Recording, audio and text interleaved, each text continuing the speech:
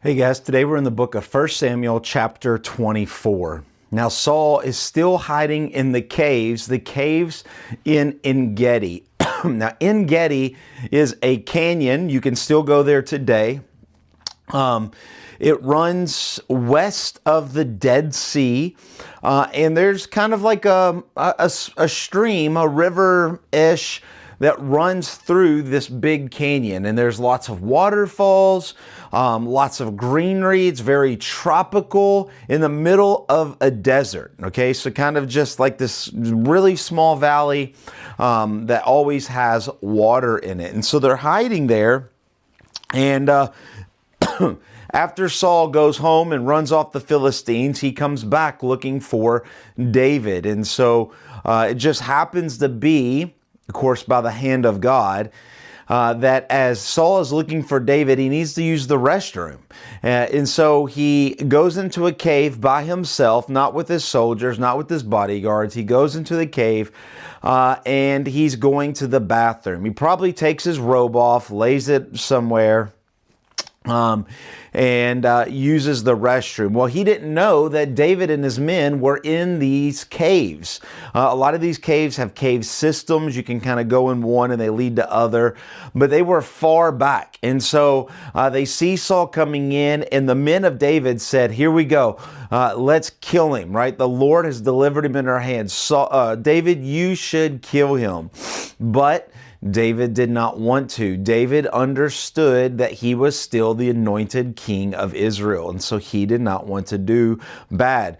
But we see that he cuts off a corner of his garment to let him know he got close enough. He could have killed him, but he didn't. So he cuts off the corner of the garment. Saul leaves the cave.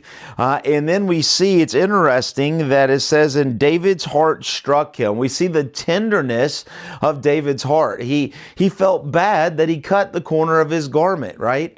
And so he calls out to Saul after he walks out of the cave, and he walks out of the cave and he yells, my Lord, right? My king, I am here." And we see in verse 8 that David bowed his face to earth and paid homage. He submitted to Saul. He submitted to the guy that's been hunting him and trying to kill him.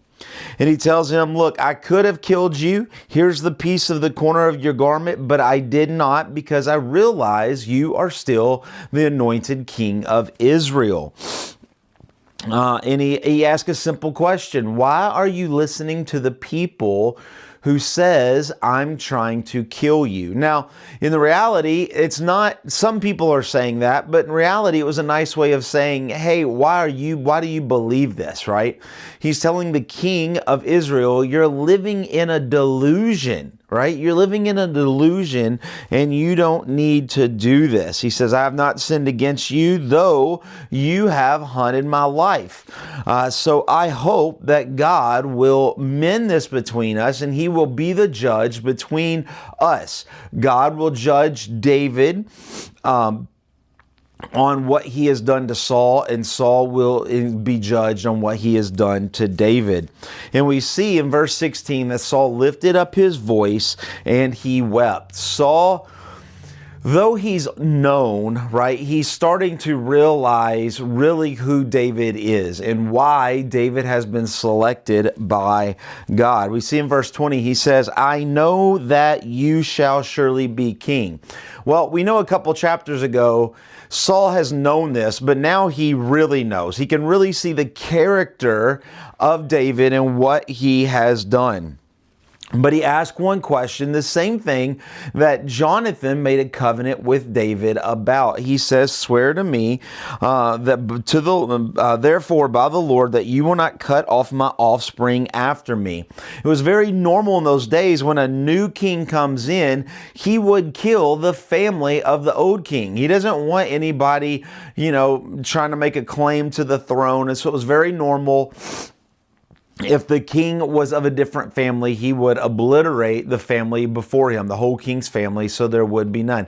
And so Saul says, "Please tell me that you will not destroy my family. You will not kill Jonathan. You will not kill my wives," and of that nature, right? So here we can see that Saul is kind of coming into a picture for briefly that David is going to be king. And it says that Saul goes back, but David and his man went up to the stronghold. They went back into their caves and they stayed out where they were at.